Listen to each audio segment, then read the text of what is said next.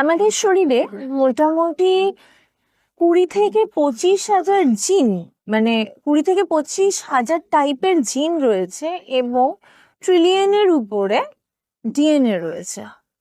এবং আমরা কিন্তু প্রত্যেকটা মানুষ, আমাদের মা, বাবা, মামা, কাকা, পিসি, দাদু, দিদিমা, তার আগে আমাদের এই সবার ডিএনএর ক্যারেক্টারিস্টিক্স কিছু কিছু করে ক্যারি করে চলেছি। তার মানে এটা দাঁড়াচ্ছে যে আমাদের প্রত্যেকের মধ্যেই এমন কিছু চারিত্রিক গুণাগুণ প্রকট রয়েছে বা লুকিয়ে রয়েছে, যেগুলো সম্পর্কে হয়তো আমরা অবগত নই।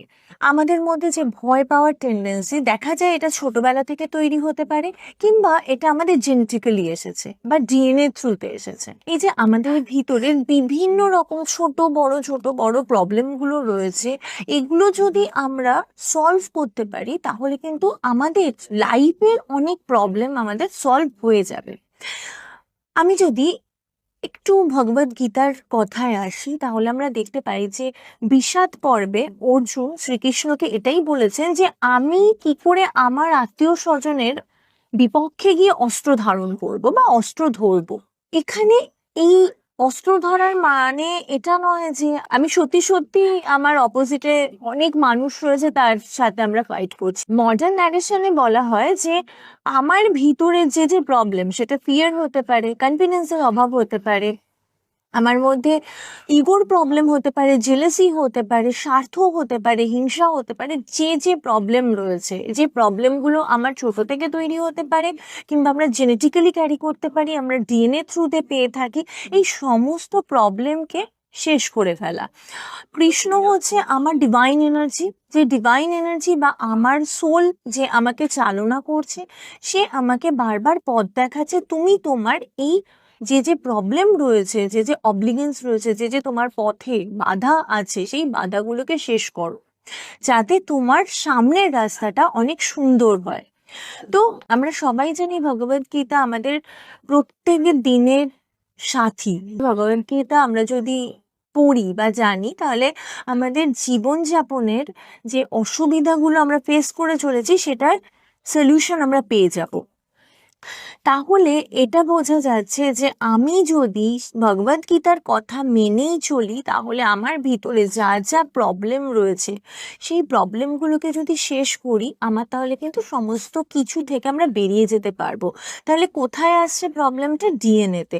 আমি আমার ডিএনএকে যদি রিফর্ম করতে পারি, তাহলে কিন্তু আমার প্রবলেমটা অনেকটা শেষ।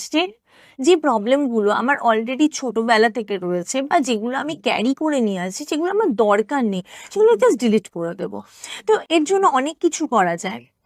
ফার্স্ট হচ্ছে নিজেকে অ্যানালাইজ করা, আমি কি করতে পারি, আমার মধ্যে কি কি প্রবলেম রয়েছে এবং আমি কি কি পারি। তো ভালো আর খারাপ এই দুটো জার্নাল যদি আমি একটা আমার পার্সোনাল কোনো জায়গায় লিখি, যেখানে আমি আমার প্রবলেমকে শেয়ার করতে এতটুকু লজ্জিত নই, এবং তারপরে আমার যেটা ভালো গুণ রয়েছে সেটাও লিখছি, যেটা খারাপ গুণ রয়েছে সেগুলোও লিখছি, ভালো গুণকে আরো বাড়িয়ে তুলবো এবং খারাপ যেগুলো আমার মনে হচ্ছে যে এগুলো রাখা ঠিক নয় আমার জন্য, সেগুলোর সাথে আমি ফাইট করব।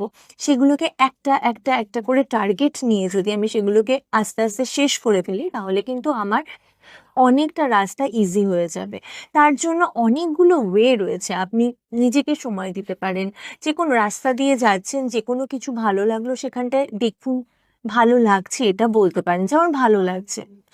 মনকে ভালো রাখার জন্য অনেক কিছু আমরা করতে পারি। আমি নাচ, গান, যে কোনো ইনস্ট্রুমেন্ট শেখা, কবিতা বলা, গল্প শোনা, বই পড়া, খুব কাছের মানুষের সঙ্গে কথা বলা, এই সমস্ত কিছুগুলো আমরা করতে পারি। এবং যোগা মেডিটেশন তো মেডিসিন, এটা তো মানে আপনাকে সমস্ত কিছু থেকে বেরিয়ে আসতে হেল্প করবে। কিন্তু এছাড়াও যদি আপনি এই ধরনের সমস্ত কাজের সঙ্গে নিজেকে ইনভলভ করেন, কিছু সোশ্যাল কাজ যেগুলো আপনার নিজের আত্মাকে মানে শান্তি দিচ্ছে, ভালো লাগাচ্ছে, সেগুলো যদি করতে পারেন, আপনি কিন্তু আপনার ডিএনএ রিফর্মেশনে হেল্প করছেন।